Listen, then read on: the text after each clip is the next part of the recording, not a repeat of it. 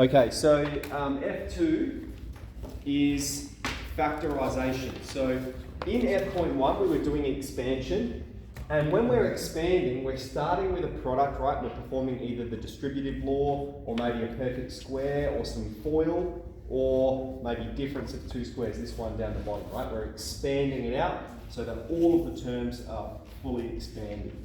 With factorisation, we're starting with something that's already expanded and we're going back the other way. Okay, so we've done a fair bit of basic algebraic factorisation in sort of year 9 and year 10. Now we're doing factorisation with powers. So that's the difference. The same skills apply. So 49 to the x, and I've got 7 to the x, and I'm looking for a common factor. And when I look at 49, I know that's a power of 7, right? So I'm going to write this in a series of steps. That's going to be 7 squared, isn't it? 7 squared to the power of x. And then this here is just 7x hanging out.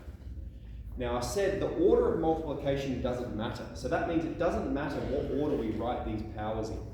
Okay? So I can put the x on the inside and the 2 on the outside. Alright. And then if you're looking at, we've got two terms. Here I've got 7x squared. And here I've got 7x.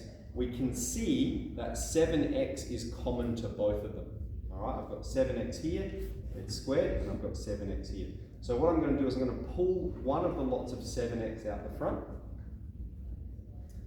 All right, so if I pull 7x out the front, then my first term is just going to be one lot of 7 to the x. Okay, and my second term is just going to be plus 1. We can see if I was to expand this, I would have 7 to the x squared plus one lot of 7 to the x. Okay, I might just try to make that really clear. Let's go for this step here, all right? And I'm going to let a equal 7 to the x. All right, I'm going to substitute it for a. I'm just going to use a different label. So I'm going to rewrite this expression where a is 7 to the x. What that would give me is a squared plus a. Alright, so see, I'm just letting a, I'm just defining a as 7 to the x, and I'm substituting that's a squared, and then we've got plus a. And now, how easy is that to factorise? We're looking at that. What's common? A is common, a plus 1. What is a? A is 7 to the x. 7 to the x times 7 to the x plus 1. Okay, so if it helps, you can use this kind of notation to help you understand the factorisation process, but this is suitable as well. Okay, let's move on to the next one, unless there's any questions about the first one. Okay, so what we're going to do with this one is we're actually going to split that index. So we have 3 to the n plus 2. I'm going to write it as 3 to the n times 3 squared. So that first term, rather than combining the powers, I'm splitting them up, all right? And we can see if these have the same base, so what would the index rule be? It would be to add the powers together. We're going the opposite way, all right? And the reason we're doing that is to break it down so that I can get the 3n and factorise it. Now, the 3 squared is 9, right? And so what we have here is we've got 9 lots of 3 to the n plus 1 lot of 3 to the n. All right. 3 to the n is common to the first term and the second term, so I'll pull it out the front. So we've got 10 lots of 3 to the n. All right, and you can collect it there. Here I've factorised it to show the factorisation.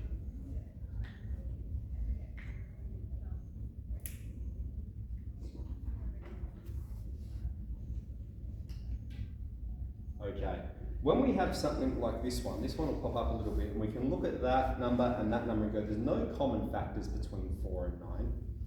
So what we're going to have to do, I'm looking at that subtraction and I'm going, I have to use the difference of 2 squares rule to factorise it.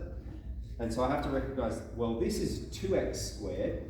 Okay, you can go straight to that now that you recognise the x and the 2. It doesn't matter what order you put them in. It's 2 to the power of x squared, and then this one is 3 squared. Right, it's 3 squared. And now that I've expressed both of them as a squared take b squared, we have a difference of 2 squares expansion. So we can just go back the other way. We're starting with this, so it's going to become a take b times a plus b. We can see this corresponds with a, this corresponds with b.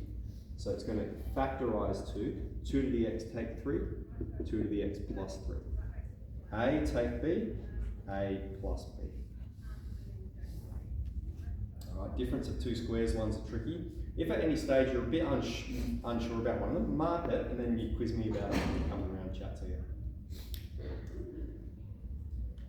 Okay, on to D. And this is probably the hardest this exercise will get. What we're going to do with this one is we're going to try and recognise what are the square terms on either side. So here I've got 3 to the x squared. I've got plus 4 lots of 3 to the x, and then I've got plus 2 squared. Alright, now so we might even just keep that as 4. You can write it as 2 squared, you can keep it as 4, it doesn't really matter. I'm going to keep it as 4, because then what I'm going to do what we did right up here in the first one. I'm going to go let a equal 3 to the x. And I'm choosing 3 to the x because it pops up here and it pops up here. And I'm going to rewrite that expression in terms of a.